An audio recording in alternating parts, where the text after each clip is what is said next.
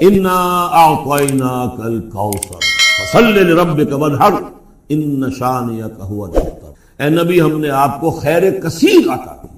اس خیر کثیر میں یوں تو یہ کہ حوض کوثر وہ بھی اسی میں شامل ہے، لیکن یہ کہ اس پر آپ کو 25-30 قول مل جائیں گے۔ قرآن سب سے بڑا خیر کثیر ہے، بہت بڑا خیر کثیر۔ حکمت، ومن یؤت الحکمۃ فقد اوتی خیرا کثیرا، جس کو حکمت اور دانائی دے دی گئی اس کو تو خیر کثیر دے دیا گیا۔ تو ہم نے آپ کو وہ سب کچھ عطا کر دیا ہے اور محتاج کے ساتھ عطا کر دیا ہے، جو انسان کی انسانیت کے لیے اس کے لیے یوں سمجھیے کہ ترہ امتیاز بن سکتا ہے۔ فصل لربک وانحر، پس اپنے رب کے لیے نماز پڑھا کیجئے اور نحر کیجئے، اونٹ قربان کیا کیجئے۔ یہ گویا کہ عید الاضحیٰ کا نقشہ آ گیا۔ فصل لربک، پہلے ہم نماز پڑھتے ہیں دوگانا عید الاضحیٰ، اور پھر جا کر ہم قربانی کرتے ہیں۔ وانحر ان شانئک هو الابتر، یقیناً آپ کا دشمن ہی ہے کہ جو دم کٹا ہو جائے گا۔ اس کا پس منظر یہ ہے کہ جب حضور کے ایک صاحبزادے بچپنی میں فوت ہو گئے تو کچھ جو کفار تھے مکے کے انہوں نے بڑی خوشیاں منائی کہ ایک ہی بیٹا تھا، باقی تو ان کی بیٹیاں ہیں۔ آپ کو معلوم ہے کہ 4 بیٹیاں تھیں حضور کی صلی اللہ علیہ وسلم، لیکن یہ کہ بیٹا جو تھا وہ ایک ہی تھا، وہ اللہ نے اٹھا لیا۔ تو بڑے خوشیاں منائی گئیں کہ یہ تو اب دم کٹا جیسے ہوتا ہے جس کا کوئی پیچھے نام نہ رہ جائے۔ بیٹیوں سے تو نام چلتا نہیں، نام تو چلتا ہے بیٹوں سے، تو اب ان کا تو کوئی تذکرہ ہی نہیں رہے گا۔ کوئی بات نہیں، جب تک یہ ہے آگے کوئی نام لینے والا نہیں۔ تو فرمایا کہ نہیں، ان کو تو کروڑوں بیٹے اللہ عطا کرے گا، کروڑوں اربوں بیٹے عطا کرے گا۔ ہاں اے نبی، آپ کا دشمن ضرور ہے کہ جس کا نام لیوا کوئی نہیں۔ پابندی، اس کے قوانین، قواعد و ضوابط کا پورا لحاظ رکھتے ہوئے یہ ہے فصل لربک، اپنے رب کے لیے نماز پڑھیے، وانحر، اور اونٹ جو ہے نحر کیجئے، اللہ کی راہ میں قربانی کرتے رہیے۔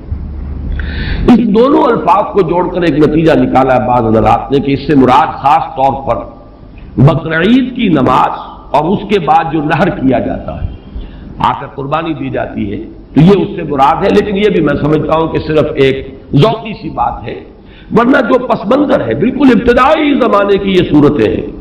اس وقت نہ بقرعید تھی، البتہ یہ چیزیں موجود تھیں، نماز آپ کو دے دی گئی اسی وقت، اور ظاہر بات ہے کہ جب تک آپ مکے میں رہے یقیناً آپ ہر سال حج کرتے رہے۔ کیسے ممکن ہے کہ آپ حج نہ کرتے؟ جب اسی کعبے کا طواف کر رہے تھے جس میں 360 بت تھے، وہیں کھڑے ہو کر نماز پڑھتے تھے اور سجدہ کرتے تھے جہاں دائیں بائیں بت رکھے تھے، تو حج کے معاملے میں تو ایسی کوئی شے تھی بھی نہیں۔ مینا میں جانا ہے، عرفات میں جانا ہے، مزدلفہ میں، یا جو بھی ان کا باقی رہ گیا تھا، تو ہر سال آپ حج بھی کرتے ہوں گے، اور یقیناً بہت سے اونٹ آپ قربان بھی کرتے ہوں گے۔ آپ نے حجۃ الوداع میں 100 اونٹ نحر کیے ہیں، جن میں سے 63 اپنے دست مبارک سے نحر فرمایا، اور بقیہ 37 حضرت علی نے آپ کی طرف سے 100 اونٹ۔ تو اس سے اندازہ کیجئے کہ جو ابتدائی دور ہے، یہ صورتیں جب نازل ہو رہی، اس وقت تو حضور کی جو ہے مالی حالت بھی بہت اچھی تھی۔ حضرت خدیجہ متمول ترین خاتون عرب کی، وہ آپ کے حوالہ عقل میں تھی، اس اعتبار سے یقیناً اس وقت بھی آپ نحر کرتے ہوں گے۔ اور نحر جیسا کہ میں بیان کر چکا ہوں، اس دور میں غریبوں کو کھانا کھلانا، گوشت کا بانٹ دینا، وہ یہ در حقیقت ان کے ہاں سخاوت کا سب سے بڑا مظہر تھا۔ فصل لربک وانحر، تو اے نبی آپ کو شکرانے میں وہ سارا خیر کثیر جو آپ کو عطا ہوا ہے، اسی لیے دیکھیے وہ نماز تہجد جب آپ پڑھتے تھے اور اتنی طویل رکعتیں پڑھتے تھے کہ آپ کے پاؤں متورم ہو جاتے تھے، تو لوگوں نے کہا حضور آپ اپنے اوپر اتنا تشدد کیوں کر رہے ہیں؟ آپ پہ تو اول تو کوئی گناہ ہے نہیں، کوئی آپ کے مقام کے اعتبار سے اگر کسی شے کو کہا جائے کہ کوئی فروگزاشت ہے تو اللہ تعالیٰ اس کی بھی معافی کا اعلان کر چکا، تو پھر آپ کیوں مشقت جھیلتے ہیں؟ تو جواب آپ کا کیا تھا؟ افلا اکون عبدا شکورا، تو کیا میں اپنے رب کا ایک شکر گزار بندہ نہ بنوں؟ میری یہ نماز شکرانے کی نماز ہے، میں اپنے رب کا شکر ادا کر رہا ہوں، اس نے جو مجھے خیر کثیر عطا فرمایا۔ اب جس درجے کا وہ خیر کثیر ہے اسی درجے کا شکر مجھے اپنی امکانی حد تک ادا کرنا ہے۔ تو فصل لربک وانحر یہاں شکرانے کے طور پر ہے، انا اعطیناک الکوثر فصل لربک وانحر ان شانئک هو الابتر، یقیناً جو آپ کا دشمن ہے وہی ابتر ہے۔ اس ابتر کے لفظ کی مجھے وضاحت کرنی ہوگی۔ شنا، شین، نون اور حمزہ آتا دشمنی کے لیے۔ وَلَا يَجْرِمَنَّكُمْ شَنَآنُ قَوْمٍ عَلَىٰ أَلَّا تَعْدِلُوا اعْدِلُوا هُوَ أَقْرَبُ لِلتَّقْوَىٰ، کسی دشمنی کسی قوم کی تمہیں آمادہ نہ کر دے کہ تم عدل سے راستہ جو ہے اپنا بدل لو، اور دستکش ہو جاؤ، عدل پر رہو، چاہے تمہارا دشمن ہے اس کے ساتھ بھی انصاف کرو۔ تو یہ شان یہ ہے، اس کے معنی دشمن، ان شانیہ کا ہو الابتر، یقیناً آپ کا دشمن ہی ابتر ہے۔ ابتر کے معنی کیا ہے؟ با تا را کا مادہ آتا ہے بطر، کسی شے سے کٹ جانا، خاص طور پر ایک درخت ہے، اس کی شاخ کٹ گئی، علیحدہ ہو گئی، شاخ بریدہ، ظاہر بات ہے اب اس کے لیے زندگی نہیں ہے، جب تک درخت سے جڑی ہوئی تھی اس کے لیے تر و تازگی تھی، وہ بڑھے گی، اس پر پھل بھی آتا اگر وہ آم کا درخت تھا، اب جب کٹ گئی تو اب وہ سوکھے گی، ختم ہو جائے گی، اس کے لیے کوئی تر و تازگی نہیں ہے، اس کا کوئی شاندار مستقبل نہیں ہے۔ تو یہ کسی شے سے کٹ جانا، اسی معنی میں قوم سے کٹ جانا، علیحدہ ہو جانا، تنہا رہ جانا، لا تجعلنی فردن، مجھے اکیلا نہ بنا دے، تو یہ جو آتا ہے کہ میں اکیلا نہ رہ جاؤں، اس کے لیے بھی یہ لفظ آتا ہے۔ اور پھر جس کا ذکر یا جس کا سلسلہ منقطع ہو جائے، جس کے ہاں اولاد نہ ہو، اب نام اس کا کہاں رہے گا، ختم ہو جائے گا، اولاد نہیں ہے وہ بھی ابتر ہے، گویا کہ اس کا ذکر باقی رکھنے والا کوئی نہیں رہا، اس کا نام نہیں رہے گا دنیا میں، اس لیے کہ اولاد نہیں، خاص طور پر اولاد نرینہ۔ اسی طریقے سے جس جانور کی، جس چوپائے کی دم کٹی ہوئی ہے اسے ابتر کہتے تھے، دم کٹا، اس لیے کہ یہاں بھی کوئی شے کٹی ہوئی ہے اس کے جسم سے۔ تو یہ مختلف الفاظ ہیں، یہ معنی ہے اس لفظ کے ابتر کے۔ اب اس کو نوٹ کیجئے، حضور کو ابتر کہا قریش نے، کن کن معنی میں کہا اس کی تفصیل میں ابھی آپ سے سنا رہا ہوں، اور اس کا جواب دیا جا رہا ہے کہ یہ آپ کو ابتر کہہ رہے، اے نبی در حقیقت یہ ابتر ہوگی، بلکہ یہ ابتر ہے، ان شانئک ھو الابتر۔ حضور کو ابتر کس کس معنی میں کہا ہے؟ بالکل اوائل میں جبکہ حضور صلی اللہ علیہ وسلم نے اپنا پیغام شروع کیا ہے تو لوگوں نے کہا بطرا محمد منا، یہ ابن جریر کی روایت ہے، محمد ہم سے کٹ گئے، ہمارا اپنا ایک طریقہ تھا، ہماری تہذیب، ہمارا تمدن، ہماری روایات، ہمارا مذہب، ہمارے عقائد، اب محمد ہم سے کٹ گئے تو اس کا مطلب یہ ہے کہ یہ شاخ سوکھ جائے گی۔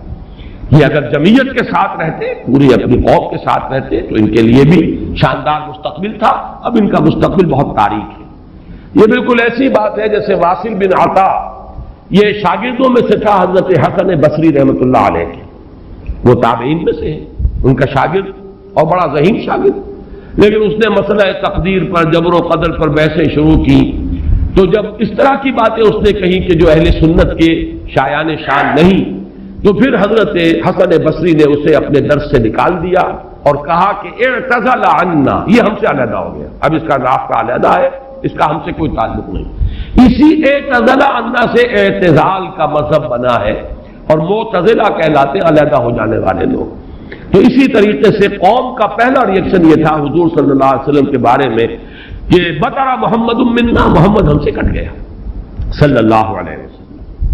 اسی طریقے سے ایک مرتبہ قریش کی بڑی کوئی چوپال کے اندر ان کی بڑی مجلس تھی، اور کعب بن اشرف جو ہے وہ آیا ہوا تھا، یہودی، مدینہ منورہ سے، اس وقت تک تو یثرب تھا، ابھی کہاں مدینہ منورہ، اس وقت تک تو یثرب ایک بستی تھی، اس کا نام یثرب، وہ تو حضور ہجرت فرما کر گئے تو پھر وہ مدینۃ النبی اور المدینۃ المنورہ بنا ہے۔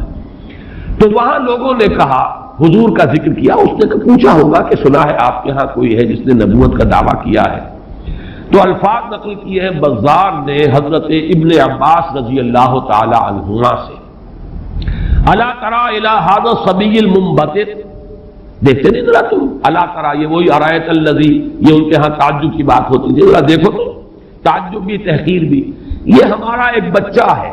اب دیکھیے بچہ کہہ رہے ہیں، حضور اس وقت 42-43 سال کے ہوں گے، لیکن یہ انداز حقارت ہے، یہ تحقیر۔ پھر یہ کہ یہ لوگ ہوں گے 60 65 70 کے، یہ بڑے چودھری بیٹھے ہوئے، تو ان کے لیے تو وہ نوجوانی کی جو عمر ہے وہ 42-43 سال، وہ بھی گویا کہ بچہ ہونے کی بات ہے۔ الا تری الی ھذا الصبی المنبتر من قومہ، جو کٹ گیا اپنی قوم سے، یزعم انہ خیر منا، اور سمجھتا یہ کہ یہ ہم سے بہتر ہے، اس کا دین ہمارے دین سے بہتر، اس کا عقیدہ توحید ہمارے عقیدہ شرک سے بہتر، وَنَحْنُ أَهْلُ الْحَجِيجِ وَأَهْلُ الصَّدَانَةِ وَأَهْلُ السِّقَايَةِ، حالانکہ ہم حاجیوں کا بندوبست کرنے والی قوم ہیں، ان کی میزبانی کرتے ہیں، انہیں پانی پلاتے ہیں، یہ جب الفاظ میں پڑھ رہا تھا آج تو مجھے وہ آیت یاد آئی سورہ توبہ کی، اجعلتم سقایۃ الحاج وعمارۃ المسجد الحرام کمن آمن باللہ والیوم الآخر وجاہد فی سبیل اللہ۔ اللہ پر ایمان لانا، یوم آخر پر ایمان لانا اور جہاد کرنا، یہ ہے اصل اعمال۔ یہ حاجیوں کی کوئی خدمت کر لی، پانی پلا لیا، تم نے اس کو بڑی اونچی نیکی سمجھا ہوا ہے؟ تو یہ بھی منبتر اس شخص کو کہیں گے جو کٹ گیا اپنی قوم سے۔ سب سے زیادہ تلخ انداز میں جو بات کہی گئی حضور کے بارے میں، اور ابتر کا لفظ آپ کے بارے میں استعمال ہوا، اور یہ سمجھیے کہ یہ بھی دنات اور پستی کی انتہا تھی۔ حضور کے دوسرے صاحبزادے حضرت عبداللہ کا جب انتقال ہوا، یہ ذرا نافلہ تعلق کے درجے میں نوٹ کر لیجئے کہ حضور کی صاحبزادیاں اور آپ کو 2 بیٹے، 4 بیٹیاں اللہ نے حضرت خدیجہ کے بطن سے عطا فرمائے۔ آپ کی کسی اور زوجہ سے اولاد نہیں ہوئی، صرف ایک کنیز ماریا قبطیہ کے بطن سے حضرت ابراہیم، اور وہ مدنی دور کا آخری زمانہ ہے جبکہ آپ کو وہ اللہ نے بیٹا عطا فرمایا، وہ بھی کم سنی کے اندر فوت ہو گئے، حضرت ابراہیم۔ تو یہ جو ترتیب ہے حضور کی اولاد میں، سب سے بڑے تھے قاسم، اسی لیے ابو القاسم آپ کی کلیت ہے۔ اس کے بعد حضرت زینب، اس کے بعد عبداللہ، حضرت عبداللہ حضور کے دوسرے بیٹے، اور پھر 3 بیٹیاں ام کلثوم اور فاطمہ اور رقیہ رضی اللہ تعالی عنہم وعنہن، ان سب سے اللہ تعالی راضی ہو۔ یہ آپ کی اولاد ہے۔ پہلے قاسم فوت ہو گئے تو چلیے ایک بیٹا عبداللہ ابھی آپ کے پاس تھا، جس رات ان کا بھی انتقال ہو گیا اس کے بعد چرچا ہوا محمد ابتر ہو گئے۔ چنانچہ سب سے زیادہ کمینگی کا مظاہرہ جو ہے ابو لہب نے کیا، پڑوسی تھا حضور کا۔ اب بھی آپ جاتے ہیں تو حضور کا گھر اور پھر اس کے ساتھ ہی وہ ابو لہب کا گھر جو ہے، اس کے اب تو نشان باقی رہ گئے، صرف باقی اب سب ختم ہوا، بڑے بڑے محل بن گئے ہیں ان کے آس پاس، بڑی عمارتیں بن گئی ہیں۔ ابو لہب دوڑا دوڑا گیا ہے اسی شب، ادھر انتقال ہوا ہے عبداللہ کا، اور وہ دوڑا ہوا گیا، اس نے جا کے خوشخبری دی، بطر محمد اللیلہ، آج کی رات محمد کی جڑ کٹ گئی، محمد ابتر ہو گیا صلی اللہ علیہ وسلم۔ گویا کہ خوشخبری دے رہا۔ یہ دنات اور پستی کی انتہا ہے۔ اس کو نوٹ کر لیجئے کہ اب آگے چل کر سورۃ اللہب اب دور نہیں رہی ہے، شاید اگلے ہی درس میں ہم 3 صورتیں پڑھیں گے، سورہ کافرون، سورہ لہب اور سورۃ النصر۔ آج جیسے 2 پڑھ رہے ہیں، پچھلے درس میں بھی 2 صورتیں پڑھی تھی، اگلے درس میں 3 صورتیں پڑھیں گے انشاءاللہ العزیز۔ بدترین انسان، ارذل الخلائق جو تھا حضور کے دشمنوں میں، وہ ابو لہب تھا، قریب ترین عزیز، حضور کا سگا چچا، لیکن یہ کہ بدترین دشمن، اور دشمن بھی دشمن میں فرق ہے۔ خدا پنج انگوش یکساں نہ کر، نہ ہر زن است و نہ ہر مرد مرد، خدا پنج انگوش یکساں نہ کر۔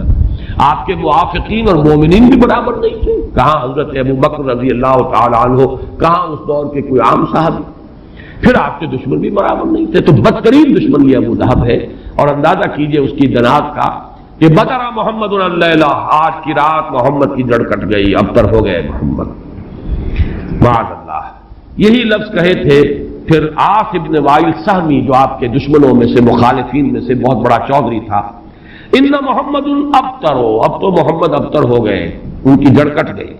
لا ابن لہ یقوم مقامہ بعدہ، اب ان کا کوئی بیٹا رہا ہی نہیں کہ جو ان کی جگہ، ان کے مقام پر، ان کی جگہ پر کھڑا ہو، جانشین بنے، ان کے مشن کو آگے لے کر چلے۔ فَإِذَا مَاتَ انقطع ذِكْرَهُ، جب محمد فوت ہو جائیں گے تو ان کا ذکر بھی منقطع ہو جائے گا۔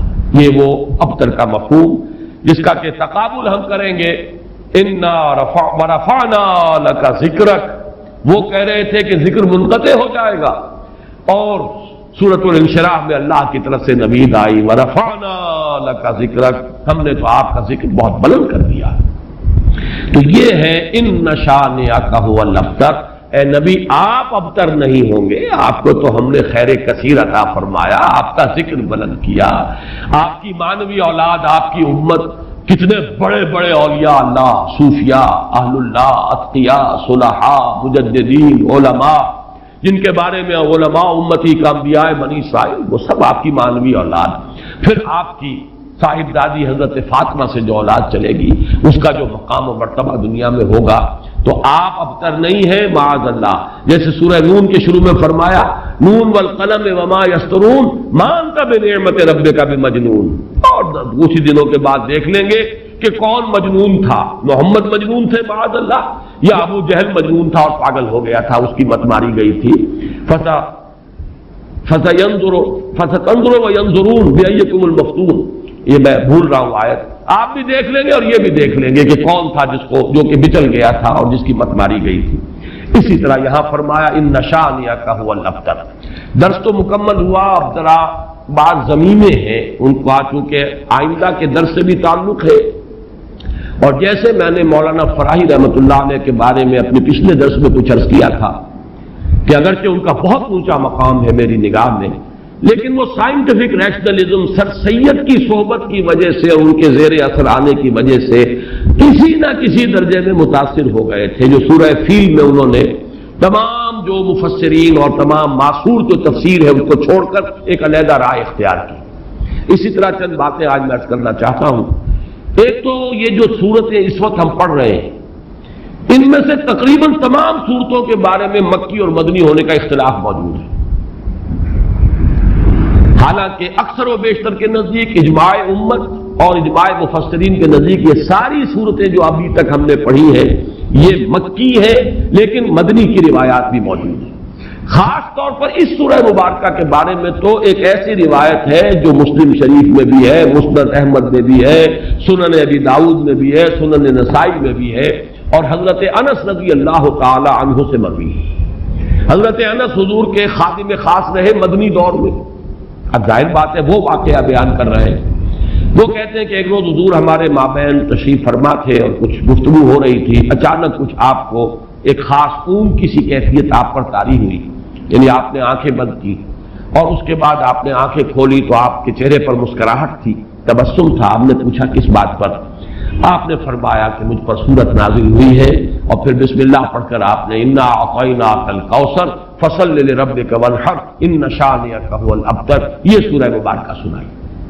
اب یہ روایت اتنی قوی ہے کہ اس کی بنا پر کچھ حضرات کی رائے ہے، اکرمہ اور مجاہد اور قتادہ، اور اس کو امام مسلم نے بھی تسلیم کیا، اور الاتقان میں امام سیوطی نے بھی اسے مدنی صورت قرار دیا، جبکہ حضرت ابن مردویہ سے یہ مروی ہے کہ ابن عباس، عائشہ اور ابن زبیر رضی اللہ تعالی عنہم یہ سب کے سب اسے مکی قرار دیتے ہیں، اور جمہور مفسرین نے اسے مکی قرار دیا ہے۔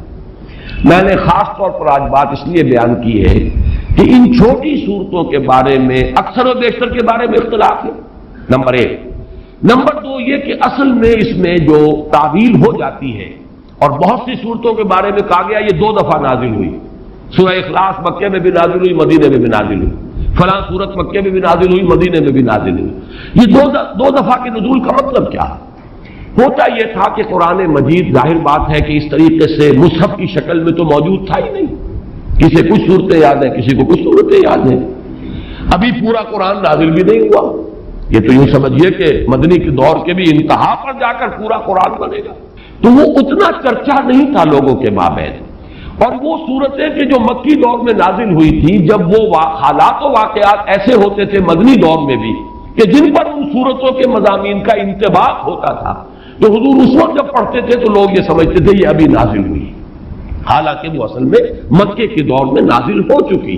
لیکن یہ کہ جیسے کہ انطباق ایسا ہو جاتا ہے، وہ واقعہ بہت ہی مشہور ہے کہ سورہ آل عمران میں وہ آیت موجود ہے وما محمد الا رسول قد خلت من قبلہ الرسل افإن مات أو قتل انقلبتم على أعقابكم۔ لیکن جب حضور کا انتقال ہوا ہے اور حضرت عمر پر ایک جذباتی کیفیت طاری ہوئی اور تلوار کھینچ کر آپ بیٹھ گئے کہ جو کہے گا کہ محمد کا انتقال ہو گیا اس کی گردن اڑا دوں گا، پھر حضرت ابو بکر آئے، سیدھے گئے حجرہ عائشہ میں۔ حضرت عائشہ ان کی اپنی صاحبزادی ہے، وہاں تو کوئی حجاب نہیں، پردہ نہیں، حضور کا جسد مبارک وہاں تھا اور چادر پڑی ہوئی تھی اوپر، چادر ہٹائی پیشانی پر، پیشانی مبارک پر بوسہ دیا۔ آپ نے وہاں الفاظ بھی کہے کہ اللہ آپ پر 2 موتیں جمع نہیں کہے گا، بس یہ موت تھی جو آ گئی، اب تو حیات ہی حیات اور حیات طیبہ ہے۔ باہر آ کر اب آپ نے خطبہ دیا، من کان یعبد محمدا فإن محمدا قد مات ومن کان یعبد اللہ فإن اللہ حی لا یموت۔ جو کوئی محمد کو پوجتا تھا وہ سن لے کہ محمد کا انتقال ہو گیا، اور جو کوئی پجاری تھا اللہ کا، پوجنے والا اللہ کو، وہ جان لے کہ اللہ تو زندہ ہے جس پر کبھی موت طاری نہیں ہوئی۔ پھر آیت پڑھی وما محمد الا رسول قد خلت من قبلہ الرسل۔ حضرت عمر فرماتے مجھے ایسے محسوس ہوا جیسے یہ آیت اسی وقت نازل ہوئی۔ یہ جو کیفیت ہوتی ہے کہ آیات کا جب مضامین کے اعتبار سے انطباق ہوتا تھا مدنی دور کے مختلف واقعات پر، تو صحابہ یہ سمجھ لیتے تھے بات کہ شاید یہ صورت ابھی نازل ہوئی ہے، حالانکہ وہ صورت مکی دور کی نازل شدہ صورتوں میں سے۔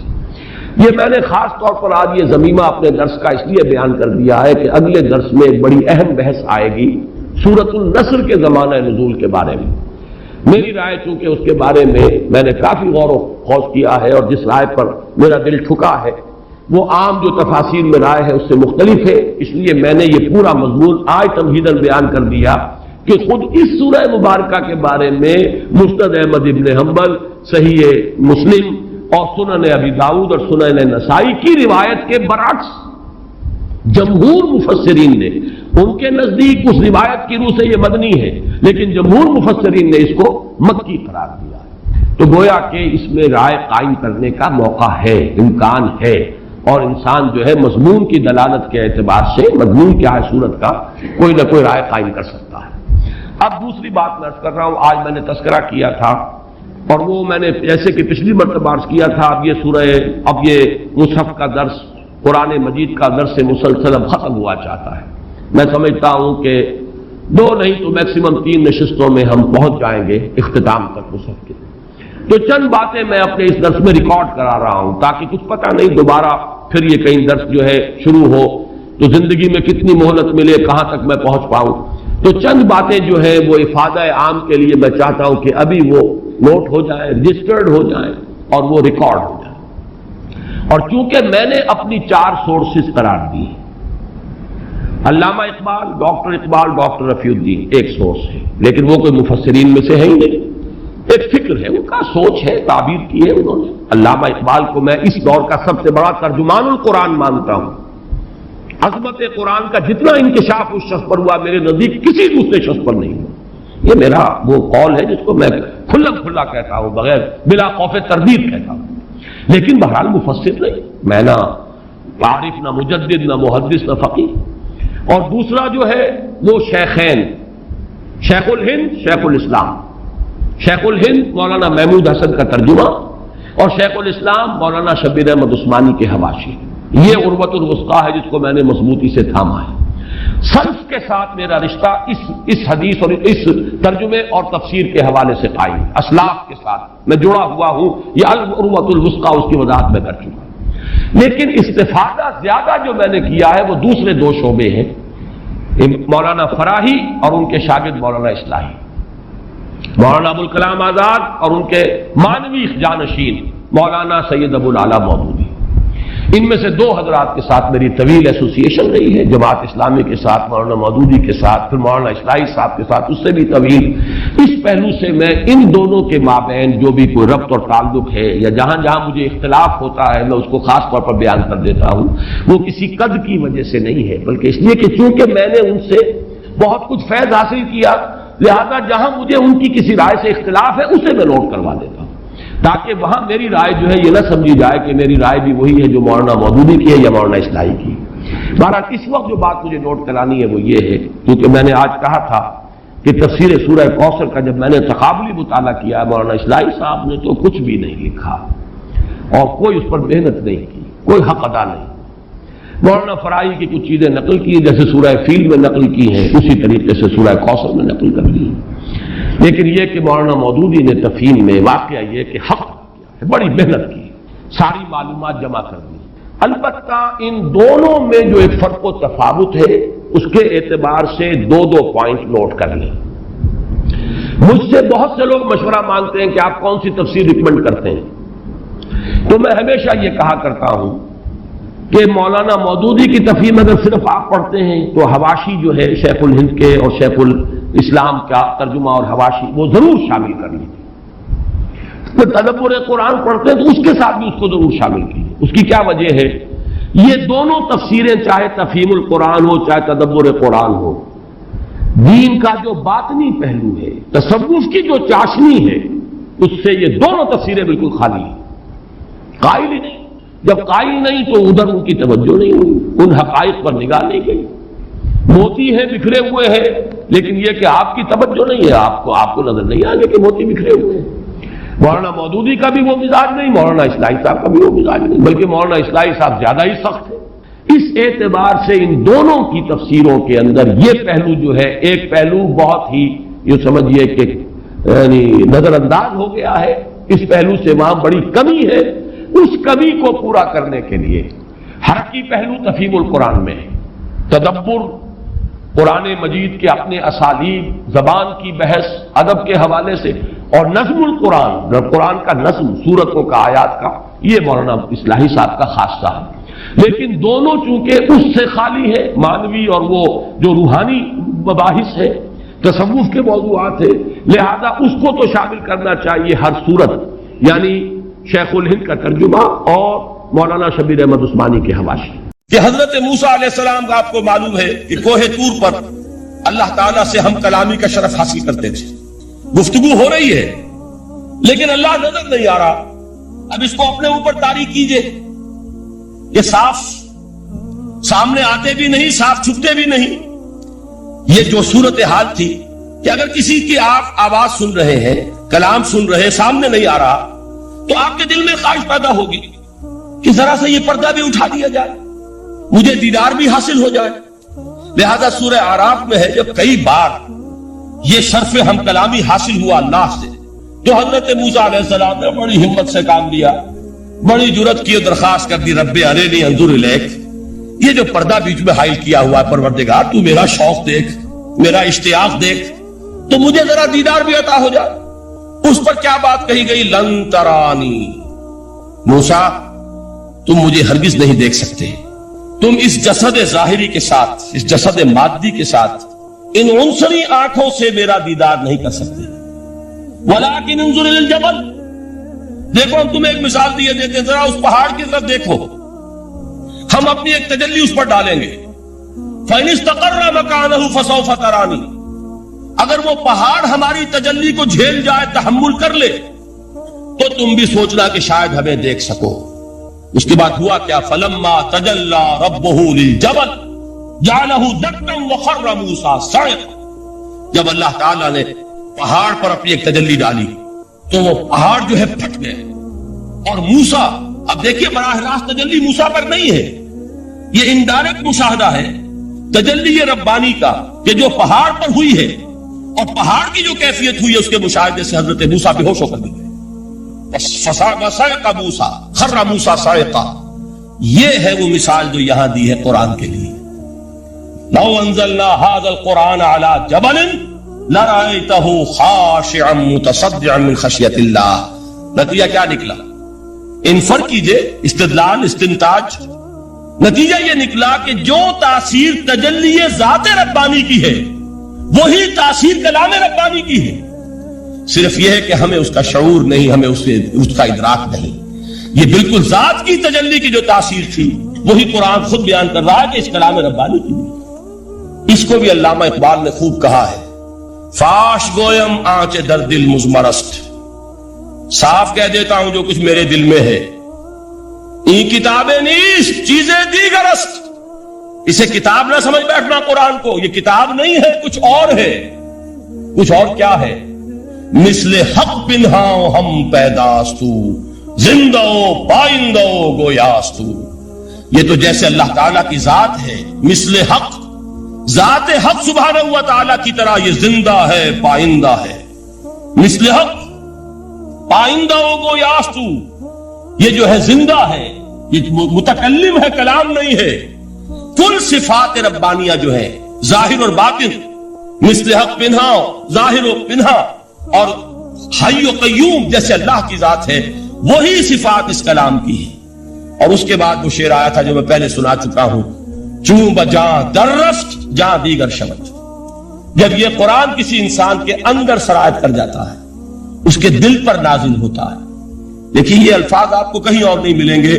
میرے نزدیک جہاں علامہ اقبال اس دور میں قرآن کی عظمت کا سب سے بڑا ثبوت ہے، وہاں عظمت قرآنی کے سب سے زیادہ واقف اور اس کا سب سے زیادہ شعور رکھنے والے بھی علامہ اقبال۔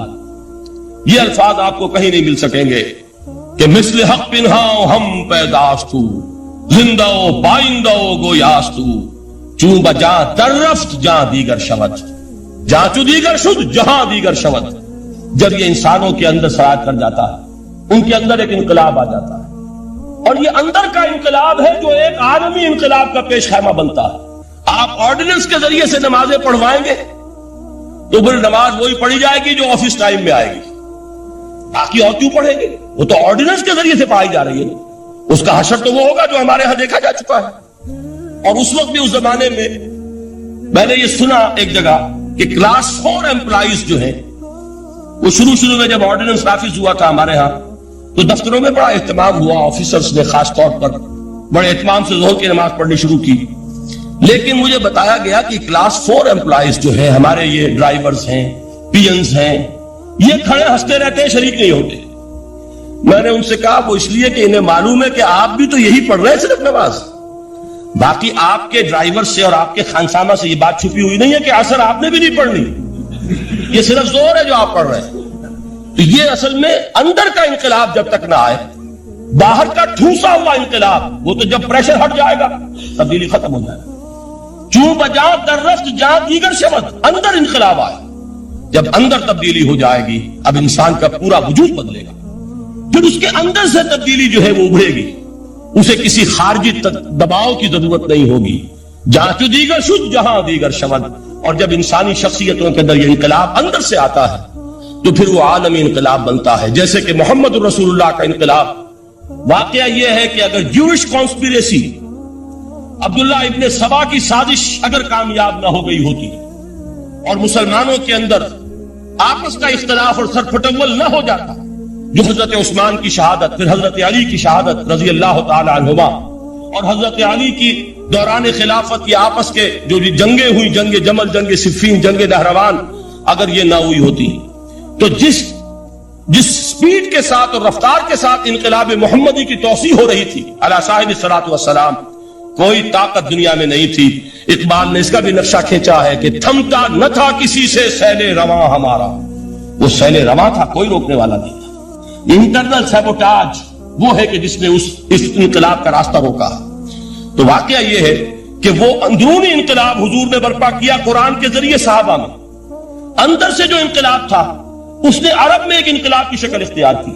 اور یہ انقلاب جو ہے اتنی اپنے اندر قوت رکھتا تھا اتنی پوٹینشیلٹی تھی اس کی کہ وہ 20 برس کے اندر کہاں آکسس دریائے جیہو کہاں اٹلانٹک. تصور تو کی تاریخ میں اس سے پہلے اتنی بڑی کوئی مملکت قائم ہوئی نہیں.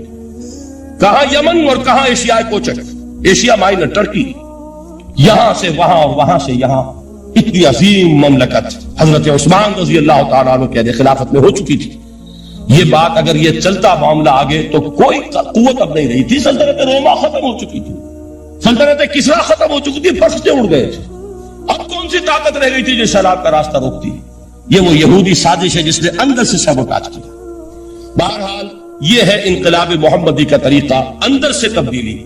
اسی کو علامہ اقبال نے کہا ہے تیرے ضمیر پہ جب تک نہ ہو نزول کتاب گرہ کشا ہے نہ راضی نہ صاحب کشاف. یہ قرآن اب بھی تم ایسے محسوس کرو کہ جیسے تمہارے دل پر نازل ہو رہا ہے. اور مجھے یاد آیا امام ابن قیم رحمت اللہ علیہ ان کا ایک بڑا پیارا جملہ ہے. وہ کہتے ہیں قرآن کے بعض پڑھنے والے ایسے ہیں کہ جب وہ قرآن کو پڑھتے ہیں تو یوں محسوس کرتے ہیں کہ قرآن مصحف میں لکھا ہوا نہیں ہے ان کے اپنے دل کے اوپر کندہ ہے دل کے اوپر سے پڑھ رہے ہیں. یعنی اتنی کامل مطابقت وہ محسوس کرتے ہیں اپنی فطرت ہیومن نیچر اور قرآن کے اندر اتنی مطابقت ہے. اس طرح وہ ٹیلی کرتے ہیں ایک دوسرے کے ساتھ کہ محسوس ہوتا ہے کہ وہ کتاب ان صفحات میں لکھی ہوئی نہیں ہے بلکہ لوح قلب پر لکھی ہوئی ہے کہ جہاں سے وہ انسان اسے پڑھ رہا. تو پہلی بات تو قرآن مجید کی آیت کے حوالے سے اس پہلو سے ہمارے سامنے آئی کہ جو تاثیر ہے ذات ربانی کی تجلی کی وہی تاثیر ہے اس قرآن مجید کی بشرطے کہ ہمارے دل جو ہے وہ کچھ اپنے اندر اس استعداد اور صلاحیت کو پیدا کرے. دوسرا مقام ہے سورہ یونس کا. اب کسی کلام کی عظمت کا دوسرا پہلو ہو سکتا ہے اس کی افادیت کے اعتبار سے. اس سے فائدہ کیا ہوگا نوع انسانی کے لیے. دیکھیے 2 آیات یہ عظیم خزانے ہیں عظمت قرآن کے. سورہ یونس میں یا ایھا الناس اے لوگو قد جاءتکم موعظۃ من ربکم وشفاء لما فی الصدور وہدی ورحمۃ للمؤمنین. 4 الفاظ نوٹ کر لیجیے. اے لوگوں، آ گئی ہے تمہارے پاس وہ چیز تمہارے رب کی طرف سے جو موعظہ ہے. موعظہ کسے کہتے ہیں؟ نصیحت. اس بات کو ذرا سمجھ لیجیے ترتیب کیا ہے. نصیحت اسے کہتے ہیں. جی رہا نہیں جا رہا، میں نے اس کی ترتیب بدلی ہوئی ہے. مجھے یاد دلایا ایک صاحب نے کہ سورہ رحمان کی ابتدائی آیات کا بیان تو رہ گیا، وہ رہا نہیں. میں نے پڑھا کسی اور ترتیب سے تھا، بیان کسی اور ترتیب سے کر رہا ہوں. پڑھنے میں 4 2 اور 1، اور اب جو میں بیان کر رہا ہوں پہلے 1 آیت سورہ حشر کی جو بیان کی، اب 2 آیات ہیں سورہ یونس کی. لوگوں، تمہارے پاس آ گئی ہے تمہارے رب کی طرف سے موعظت، اور تمہارے سینوں کے اندر جو روگ ہیں ان کے لیے علاج. توجہ کیجئے گا، ہم نے قرآن کو کیا سمجھا ہے؟ صرف ایک مقدس کتاب، ایک حصول ثواب یا ایصال ثواب کا آلہ. قرآن ہے کیا؟ نمبر 1 موعظہ. موعظہ کسے کہتے ہیں؟ وعظ اسے کہتے ہیں وہ بات جس سے دل نرم ہو جائے، دل کے اندر گداز پیدا کرنے والی شے. وجہ کیا ہے؟ اعلیٰ سے اعلیٰ حکیمانہ بات کسی سے کہی جائے، دل سخت ہے، اثر نہیں ہوگا. ایک کرسٹ آ جاتا ہے انسان کے دل کے اوپر، جیسے کہ یہود کے علماء کے بارے میں فرمایا گیا ثم قست قلوبکم فہی کالحجارۃ او اشد قسوہ وان من الحجارۃ لما يتفجر منه الانہار وان منها لما يهبط من خشیۃ اللہ وان منها لما يشقق فيخرج منه الماء. اے لوگوں، پھر تمہارے دل سخت ہوتے چلے گئے، پھر وہ پتھروں کے مانند سخت ہو گئے، بلکہ ان سے بھی زیادہ سخت. اس لیے کہ پتھروں میں تو وہ بھی ہوتے ہیں کہ جو اللہ کے خوف سے گر جاتے ہیں، پتھروں میں وہ بھی ہوتے ہیں کہ جو اللہ کی خشیت سے پھٹ جاتے ہیں، ان میں سے پانی بہ نکلتا ہے. پتھر تو اس طرح کے ہیں، لیکن انسان کا دل جب سخت ہو جائے، جب پتھر بن جائے، تو کوئی شے دنیا کی اس کی سختی کا مقابلہ نہیں کر سکتی. پہلے اس سختی کو نرم کریں گے. جیسے زمین ہے چٹیل زمین، اس زمین کے اندر ہل چلے گا تو بارش جو ہے فائدہ دے گی. اس کو آپ زمین کو نرم کرتے ہیں تاکہ وہ بارش کو جذب کرے. ایک اقلیت انسانوں کی ایسی ہوتی ہے جن کے لیے میں 2 لفظ اب استعمال کر رہا ہوں، ذہین اور حساس. ذہین اور حساس لوگوں میں قبض اور بسط کی کیفیت، یہ مختلف سائیکلز ہیں جو آتی رہتی. کبھی طبیعت میں پشمردگی ہے، دل بجھا ہوا سا ہے، کچھ نا امیدی سی ہے، خود اپنے اوپر اعتماد کی کمی محسوس ہو رہی ہے، مجھ میں صلاحیت نہیں ہے، میں کچھ نہیں کر سکتا، اب تک جو کچھ کیا اس کا بھی ہے، امنگ بھی ہے، امید بھی ہے، روشن پہلو نظر آ رہے ہیں. قبض کی کیفیت میں تاریک پہلو نظر آتے ہیں، مایوسی کے پہلو نظر آتے ہیں، پیسیمزم کی کیفیت. اور یہ جو بسط کی کیفیت ہے، اس میں روشن پہلو. دیکھو یہ بھی تو ہے نا، آخر یہ بھی تو ہوا ہے، اور بھی ہو سکتا ہے، آخر اب تک میں نے یہ کام بھی تو کر لیا، آگے بھی مشکل آسان ہو سکتی ہے. یہ 2 کیفیات ہیں قبض اور بسط کی، جن کو کہ صوفیاء کرام نے یہ اصطلاحات، یہ عنوان دیے، قبض اور بسط. جتنی انسان کے اندر حساسیت کی کیفیت زیادہ ہوگی، ذہانت زیادہ ہوگی، اتنا ہی یہ جو ویوز ہیں اس کی ایمپلیٹیوڈ زیادہ ہوتی. کم ذہین انسان ہے، کم حساس ہے، آئیں گے تو صحیح ہے، لیکن یہ کہ وہ ویو جو ہے اس کا ایمپلیٹیوڈ جو ہے اس کے اندر اوپر اور نیچے کی کیفیت زیادہ نہیں ہوگی. لیکن جتنا یہ معاملہ بڑھتا ہے، یہ جو ویو ہے اس کے ایمپلیٹیوڈ بڑھتا چلا جاتا. لیکن نارمل انسان کا معاملہ یہ ہے کہ یہ حدود کے اندر رہے. اسی کی ایک کیفیت جو ہے ایب نارمل جب ہو جاتا ہے، یہی ہے جو جدید ہماری جو سائیکولوجیکل میڈیسن ہے اس میں اسے مینیکس ڈپریسو سائیکوسس کہا جاتا ہے. مایوسی ہوئی تو اتنی ہوئی کہ جیسے کمر ٹوٹ کر رہ گئی، اور اسی ڈپریشن میں ہوتی ہیں خودکشیاں، خودکشی کر جاتا ہے ڈپریشن. کچھ روشن پہلو نظر ہی نہیں آ رہا، کوئی امید کا پہلو نظر ہی نہیں آ رہا، کوئی صورت نظر نہیں آتی، کوئی امید بر نہیں آتی. کس طرف جاؤں، کدھر دیکھوں، کسے آواز دوں؟ اے ہجوم نامرادی، دل بہت گھبرائے ہے. اور جب آدمی محسوس کرتا I can't face these realities، یہ commits suicide. یہ اور جب کیفیت ہوتی ہے انشراح کی تو آدمی خوب بھاگ رہا ہے، دوڑ رہا ہے، امنگ ہے، محنت ہے، دوڑ رہا ہے، امیدیں ہیں، اب ہر چیز کا روشن پہلو نظر آ رہا ہے. عجیب ہے یہ. اصل میں مجھے کچھ تجربہ بھی ہوا ہے، ہمارے خاندان میں بھی یہ مرض موجود رہا. میرے والد مرحوم کافی طویل عرصے اس میں ایک ڈپریسو سائیکوسس کے مریض رہے. کچھ ہوتا ہے یہ معاملہ. ویسے بھی شاید ہمارا خاندان جو ہے اس کیٹیگری میں آتا ہے جس میں ذہانت نسبتاً کچھ زیادہ ہے، حساسیت بھی نسبتاً کچھ زیادہ ہے. یہ دوسری بات ہے کہ کوئی شخص جو ہے یہ فلسفے کے طور پر اختیار کر لے کہ اپنے آپ کو ڈھیٹ بنا لینا ہے، یہ فلسفہ بھی بن سکتا ہے، لیکن یہ ہے کہ اگر آدمی چھوڑ دے اپنی طبیعت کو تو یہ دونوں کیفیات آتی ہیں۔ انہی کیفیات میں اگر یہ جو اپورڈ اینڈ ڈاؤنورڈ موومنٹ ہے یہ ایک حد سے نکل جائے تو یہ بیماری ہے، مینیک سائیکوسس، مینیک ڈپریسو سائیکوسس۔ اس میں جب آدمی ہوتا ہے وہ اپر کیفیت میں تو اس کے اندر بڑی عظیمت ہے، روشنی ہے، امید ہے، لوگوں سے گفتگو کر رہا ہے، حق بول رہا ہے، خوب جو ہے محفل کے اندر، اب وہ محفل میں اسے دلچسپی محسوس ہو رہی ہے اور اسے ہر چیز کا روشن پہلو نظر آ رہا ہے، خود اپنے وجود کا بھی روشن پہلو، دوسروں کے وجود کا بھی، دوسروں کی بات میں سے بھی وہ اچھا پہلو تلاش کریں گے، وہ برا پہلو تلاش نہیں کریں گے۔ جب دوسری کیفیت ہے ڈپریشن کی، ہر ایک کی بات میں کوئی برائی نظر آئے گی، کوئی اس کی نیت کا فطور ہے، کوئی فساد ہے، کوئی یہ جو ہے بدنیتی کے ساتھ یہ بات کر رہا ہے، کوئی خیر کہیں ہے ہی نہیں، برائی ہی برائی ہے، مایوسی ہی مایوسی ہے، بدلی ہی بدلی۔ یہ ہے در حقیقت وہ کیفیت، اس کو غالب نے بہترین انداز میں تعبیر کیا ہے۔ ذہین اور حساس انسانوں میں ان کی جو ترقی ہے وہ انہی مراحل سے ہو کر گزرتی ہے، اور ہر ڈپریشن کے بعد، ڈپریشن میں اس سینس میں استعمال نہیں کر رہا یعنی بیماری کی حد تک پہنچنے والی ڈپریشن نہیں، صرف قبض کی حد تک پہنچنے والا معاملہ۔ ہر قبض کے بعد جب بسط آتا ہے تو آگے ترقی، جس کو آپ کہتے ہیں بائی لیپس اینڈ باؤنڈز، آدمی جو ہے چھلانگ لگاتا ہے، گویا کہ ایک درجہ جو پہلے تھا اس سے آگے درجہ انسان کا جو ہے اس سے بلند تر پوزیشن پر انسان پہنچتا ہے۔ ہر قبض کے بعد جو نیا بسط آتا ہے وہ ایک نئی کیفیت، نئی شان، نئی بلندی، نئی رفعت ہے۔ اس کو غالب نے تعبیر کیا ہے بہت خوبصورت انداز۔ رکتی ہے میری طبع تو ہوتی ہے رواں اور، یعنی شاعر بھی کبھی ایسا وقت آتا ہے شعر جو ہے اس پر نازل ہی نہیں ہو رہا، شعر نہیں کہہ پا رہا، طبیعت میں رکاوٹ سی ہے، بندش سی ہو گئی ہے، کوئی کلام موضوع ہو ہی نہیں رہا۔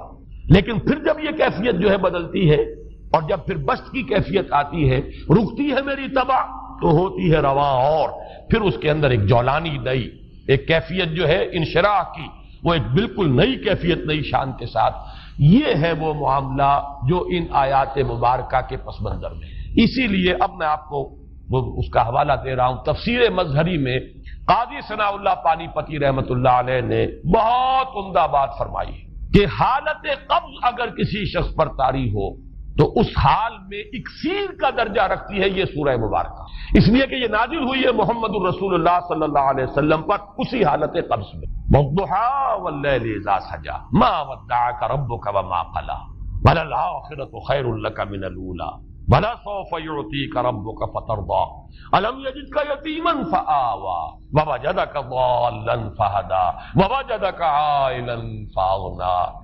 یہ تمام آیات اب معلوم ہوگا کہ جیسے موتی پروئے ہوئے، ایک لفظ قبض، اب اس میں جو بھی واقعاتی اور جو میں نے آپ کو روایاتی جو بھی پس منظر بیان کیا وہ بھی فٹ بیٹھ رہا ہے، وہ خودکشی کا معاملہ بھی آ گیا اس میں فٹ بیٹھ رہا ہے کہ بخاری شریف میں روایت موجود ہے کہ حضور فرماتے ہیں کہ میری طبیعت پر اس درجے اضطراب تھا، اتنی کیفیت جو ہے میری تشویش کی تھی کہ میرے دل میں بار بار خیال آتا تھا کہ پہاڑ پر چڑھ کر اپنے آپ کو نیچے گرا دوں۔ یہ سارے معاملات اب آپ کو محسوس ہوگا جیسے تمام کڑیاں جو ہے وہ جڑ گئی، جیسے رات کو اب آپ اٹھ نہیں پا رہے، اضمحلال ہے، اعصابی جو ہے اعصاب اس درجے متاثر ہو چکے۔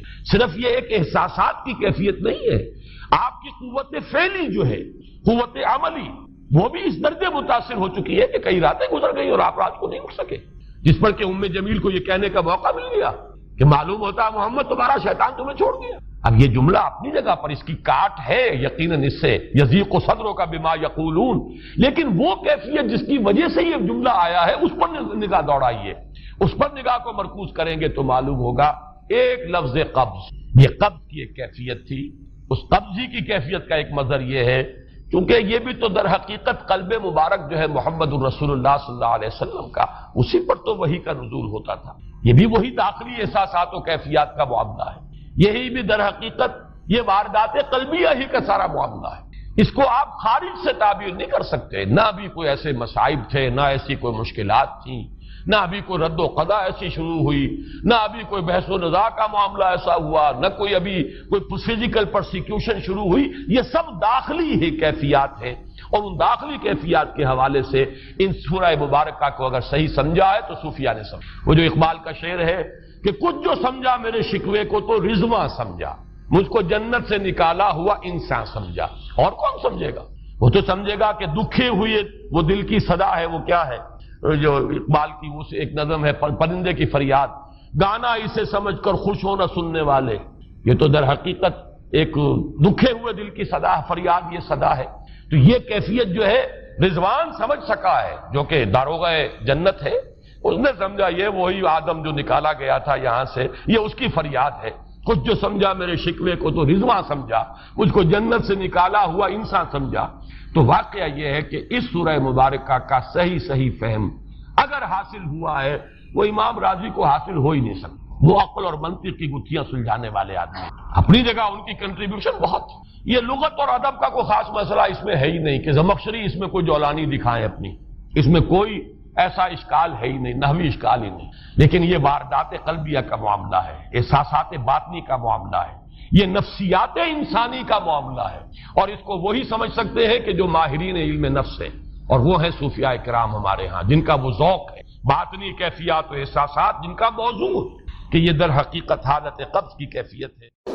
سورۃ الضحیٰ کا اس کا جو شان نزول ہے وہ یہ ہے کہ کچھ دنوں کے لیے ایک تو بالکل شروع میں جو رک گئی تھی فترت وحی، اس کے علاوہ پھر ایک موقع آیا ہے کہ کچھ عرصے کے لیے بہت دن گزر گئے تو جبرائیل نہیں آئے، اور آپ کے اوپر ایک شدید قسم کی جو ہے وہ پریشانی طاری ہو گئی. کچھ لوگوں نے بھی تانا دینا شروع کر دیا. کچھ عرصے سے محمد تم نے کوئی نئی وحی نہیں سنائی، کیا ہوا تمہارا شیطان کیا چلا گیا بس؟ کوئی ایسا بھی بتایا گیا کہ ایک دفعہ کئی راتوں تک آپ رات کو اٹھے نہیں، تو کہا وہ تمہارا شیطان تمہیں چھوڑ گیا ہے. کوئی ساتھ کے رہنے والی عورت جو تھی کہ رات میں نے سنی نہیں تمہاری جو پڑھنے کی جو تم پڑھا کرتے تھے کہ شاید شیطان تمہیں چھوڑ گیا ہے.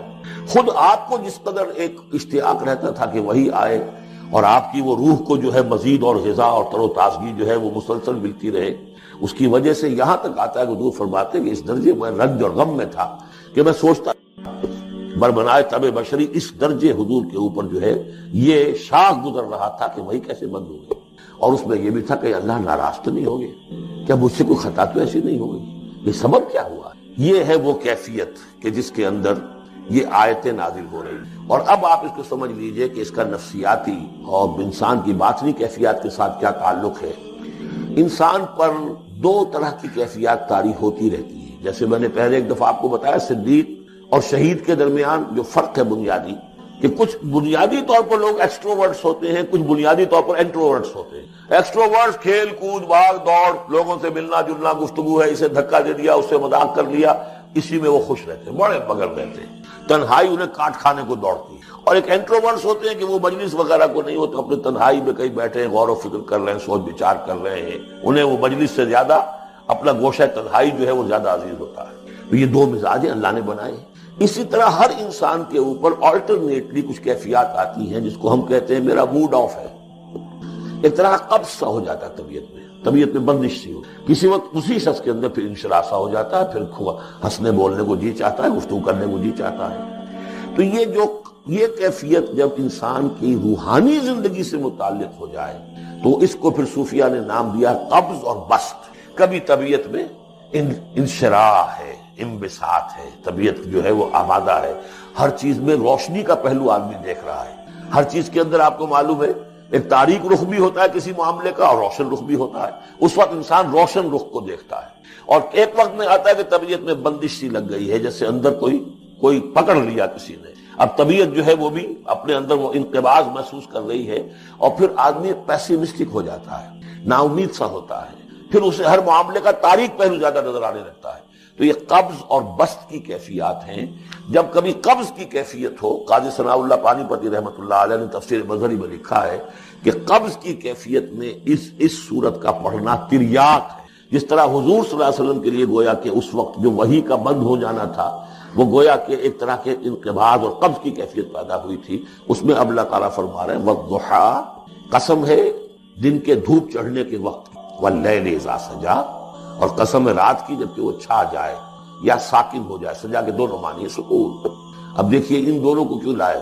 اس لیے کہ صبح ہے، حرکت ہے، برکت ہے، چلنا ہے، دوڑنا ہے، ہر شخص جا رہا ہے، ادھر جا رہا ہے، ادھر جا رہا ہے۔ رات کو سکون ہو گیا، تاریکی چھا گئی اور شور نامہ ختم ہو گیا۔ لیکن یہ رات اور دن دونوں ضروری ہے انسان یہاں کا نظام چلانے کے لیے۔ اگر رات ہی رات ہوتی تب بھی یہ دنیا نہ چلتی، اور دن ہی دن ہوتا تب بھی نہ چلتا۔ تو رات بھی ضروری ہے۔ اسی طریقے سے نفس انسانی کے لیے کبھی کبھی قبض کا وقفہ بھی ضروری ہے۔ آپ اسے یہ نہ سمجھیں کہ